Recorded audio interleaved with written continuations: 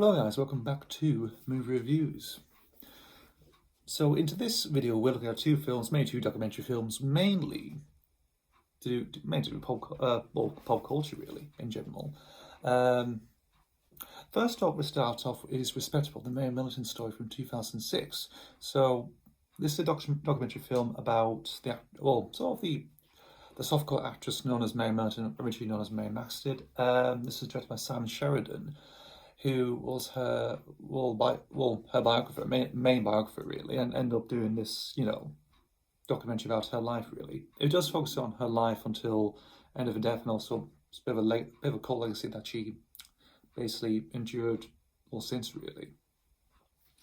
It's an interesting documentary. I mean, for me, I think this is the first time I'm talking about something that's more softcore, more adult type stuff, adult movie type stuff really, generally, but it all falls into the thing about, well, she's done those things, but also she done British sex comedies as well in the 70s as well, so late 70s.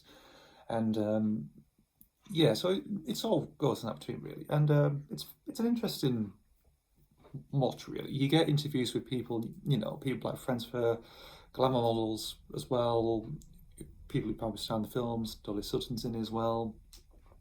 People who have been involved with her in the early years, right till, other times, It's an interesting thing to look into. Obviously, because, she started off, being the sort of jovial, promiscuous girl, really, as one of her, probably her first husband that she said, when they were growing up together in Dorking. And there was there's a whole, and there's the things about she, photographer found she ended up doing these, adult films that run for about 20 minutes, something like that, on real film reels, that sort of thing. And then, then obviously getting attention for the movies, but also doing her own sex shop. Line of sex shots really. Well, depends on various places. Even one was like, just behind the police station, believe it or not. Strangely enough. That's a funny thing to actually find out. But yeah, it's interesting. It's quite fascinating in many, about unknown people, especially from British, from the British side of things, really, because usually they focus on American type stuff, really. But Simon's film really does. It covers a lot of ground, it does. It's really interesting. Plus, you've got Dexter Fletcher doing the narration. I always fall about it because, I recognise his narration voice. I know who Dexter Fletcher is, really, but obviously, his narration, I've probably, he's done probably adverts and also a few other documentaries I've probably seen over the years with his narration on it. So it's like, oh, okay, that's quite familiar. So, there we go.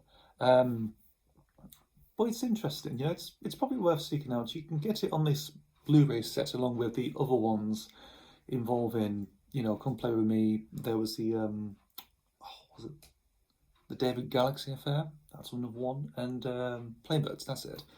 Them sort of, late 70s films that she was in. But you also get the hardcore stuff as well as bonus features on some of the discs as well, as Simon Sheridan, demonstrates in a 20-minute video that I did together. You can probably still find it actually on HMV somewhere, and if it's still around, very much.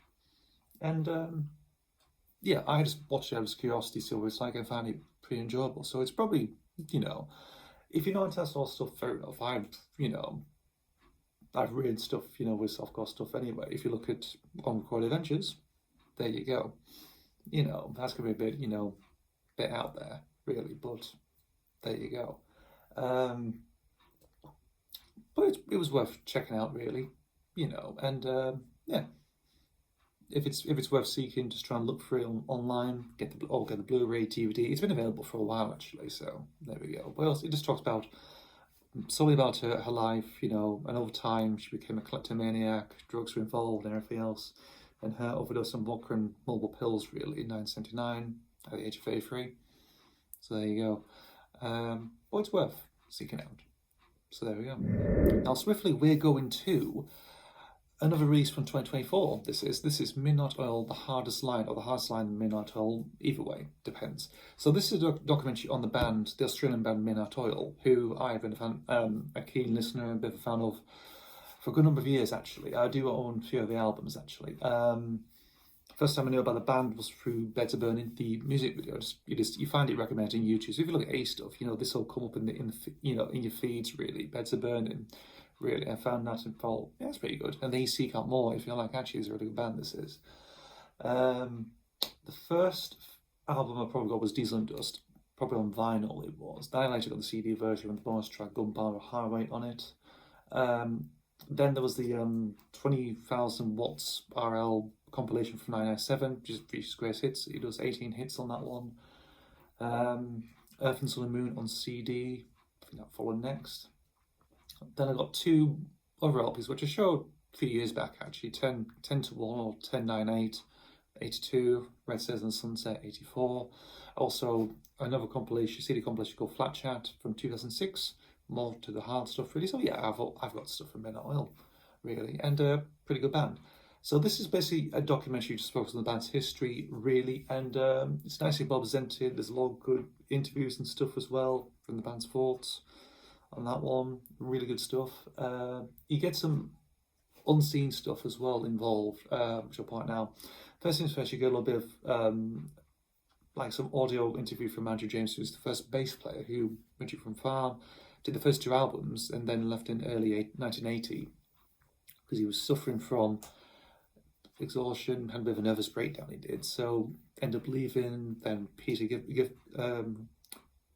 Clifford, or Giffo, who's known as, joined, and then Bon Tillman and everything else. So it's some stuff like that really. So he goes over that sort of broad stroke really. So from the early beginnings with Farm, how how Pierre Carras joined the band. It seems weird actually. Seeing more pictures of him with blonde hair, long blondish hair, because he used to be a surfer. He did. So yeah, it seems odd because we associate Peter Carras with the bald, his bald head really. Seeing him with long blonde hair, it's a bit strange really. How you look at it, it's like okay. But the other stuff involving, well, in the documentary as well, you get stuff like the Exodon protest concert in 1990. The whole thing with the 2000 Olympics as well is just a bit of a section on that one actually, involving the Australian Prime Minister. Try to not get a peace treaty for the Aborigines, but also Midnight played Beds Are Burning. That's what shocked him. And actually, I mean, they said that's probably just wiped the smile off his face or something like that, or knocked him for six really. That sort of thing. And yeah, interesting. Plus, you get Bananas and Jammers make a little cameo in that little documentary as well. Interesting. It's at the 2000 Olympics, interesting. Some stuff I didn't like. Go back to the Andrew James interview. There's some stuff I never actually noticed before. Like I think it's in 1991. They did like a concert for deforestation. I think up in Canada actually. And also after that, you get footage in the car and they've been swarmed actually, and trying like a bit of a small demonstration, like a riot ensues. It does, and that one, and that was interesting. Really, it's like okay. I've never really I've heard about metal. I've heard about most of the events that have been going on. Nuclear Soundpipe, 84, Garrett going to Parliament, and all that sort of stuff. And yeah, I didn't know that actually was there. That actually was there. I think it might have been. It was never really touched upon on some of the documentaries, or the one documentary by Max, which prior to that was actually more like the official band documentary, like a VH1 behind the music type thing, from the Australian child Max, music child Max. And yeah, interesting it was. Some of the documentary that sort of glosses over some other stuff as well, like you get the whole stuff like the beginnings, to the first album, bits of of 79 head injuries, and maybe a bit of the EP, Place Rail Postcard, 1098, Red Sails and Sunset, that sort of thing, and Diesel and Dust, that sort of thing, and Blue Sky Mining. But it never delves into the other albums, of course, like Earth and Sun, Moon, Breathe, Redneck Wonderland, and Capricornia as well, and maybe a bit of of the later stuff like the Macará project, Resist in 2010 in the 2020s, and yeah, that sort of thing. So it glosses over quite a few things. I think the Max documentary in particular, that sort of covers all the ground it does prior to the 20, as Midnight Oil is like, it covers the whole ground. It covers basically the Stentor band's history. Can't find it though. Where's it gone? I don't know. He used to be on YouTube for a good number of years and it sort of just disappeared, it did.